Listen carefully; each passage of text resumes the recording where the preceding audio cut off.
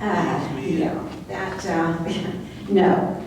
The information, what I took about the fire arrows and the experience at the fort was taken from a letter that her grandson, Charles Coatsworth Pinckney II, wrote.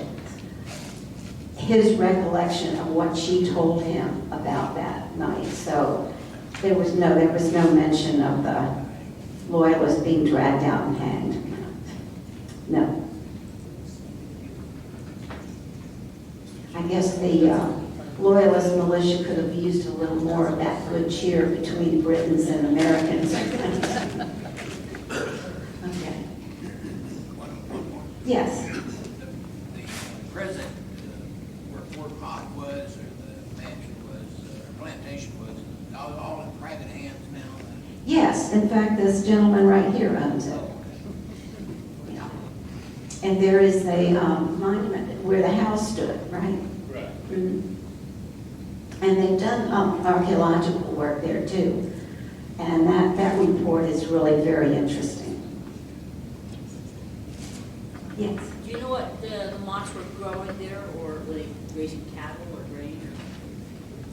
I have a, Rice. I know, I think probably it was cattle. Do you know, Luther? What they were, I don't, Yeah. I don't even know when the house was built. It'd be interesting to try to find out when was that a new house?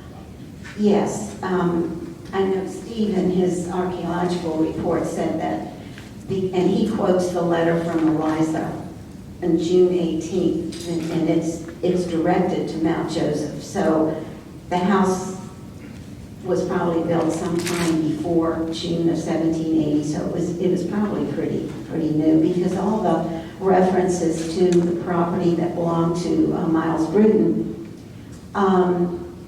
he doesn't mention any buildings on it or any houses on it. So Rebecca had to have had that house built, which is why it was even harder to ask her to burn it down.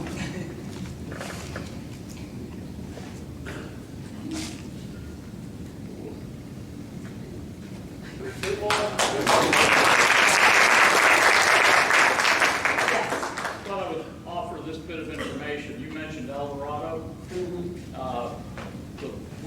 Some of the brickwork remnants of El Dorado still exist.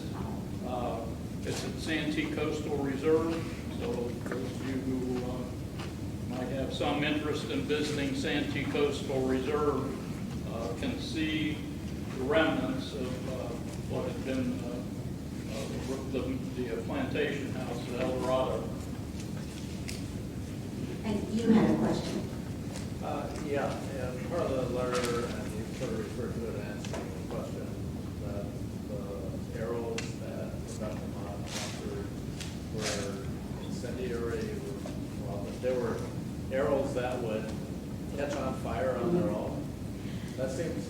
I know, and when I first read that, I Googled combustible arrows, and I found out that these arrows had something attached to them, that when they struck something, they would burst into flames. And Luther, he's the one that told me that these arrows had, a nail with a projectile point?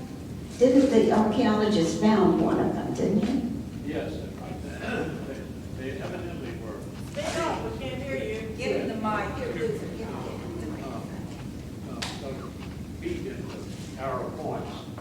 I don't know whether it's true, it's a combustible arrow or not, but we did shoot an arrow out of the musket into the where the house would have been, and so it's certainly possible to do it. But I think Steve Smith, the archaeologist, and his assistant actually ignited the rag on the tip of the arrow.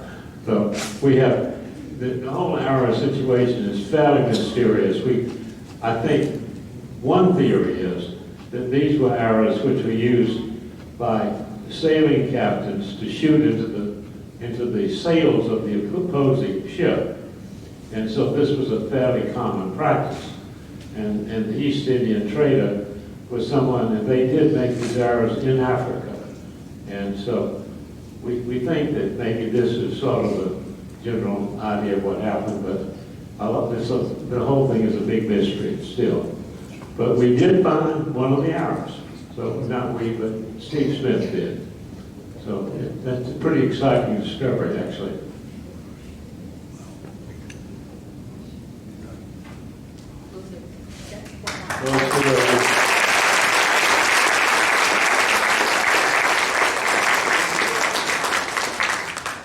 George, there was a Fort Mott exhibit at the South Carolina Museum in Charlotte. Is that still there?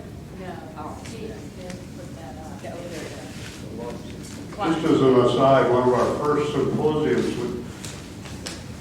the Wanamaker's very graciously allowed us to bring the symposium over there on a tour.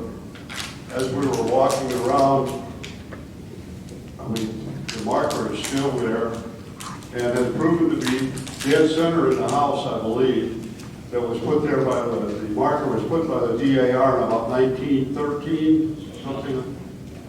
And one of the members of the tour, and to me it all looked like grass, but she was convinced that there was a different color of grass there. And sure enough, you know, when the archaeologist who was also on the tour, he said, "Oh no, we can't go by that. We'll have to dig to be sure." It turns out that the grass was exactly right, and that was Karen and Nut. So I don't know what she'd been drinking that morning, but she talked to the grass, but it worked. And Dick Watkins, I didn't mention earlier, but if you got any questions about maps or deeds or anything like that dating back to the 1700s or 1600s, hold your hand up, Dick.